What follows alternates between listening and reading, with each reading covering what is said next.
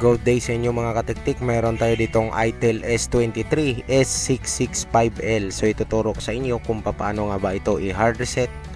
Ayan, kapag tayo ay nakalimot sa ating password ay meron pa tayong solusyon dyan mga katiktik. So i-turn off nyo lang ang iyong phone. At kapag hina-hard reset nyo ang iyong phone is mabubura po lahat ng files. All data will be erased mga katiktik. So ang gagawin natin, hold natin yung power switch ng 3 seconds and then pindot sa volume down. Pag lumabas ang logo, bitawan lahat and then pindot agad sa volume down. So nakita nyo naman sa video. Ayan, at antayin mo lang lumabas yung recovery. Ayan po siya mga katiktik ko, S665L. Yan. So gamit tayo ng volume down para maitapat natin sa wipe data factory reset.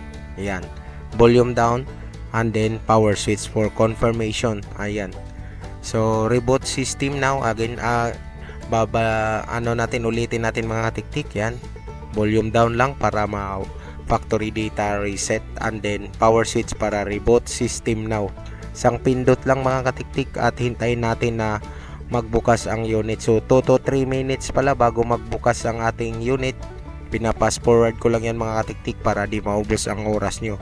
So nag-gets nyo naman siguro ang tricks doon na kapag i-hard reset natin, pag lumabas yung logo, bitawan lahat and then long press agad sa volume down. At kapag nagbukas na ang iyong phone mga katiktik, i-set up mo na lang ito.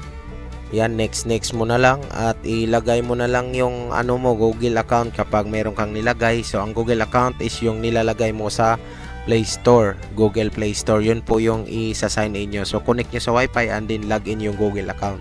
Kasi wala pong skip dito mga katiktik. So kung nakalimutan nyo pati Google account, meron tayong guide. Nasa description lang mga katiktik. Pabisita ng description.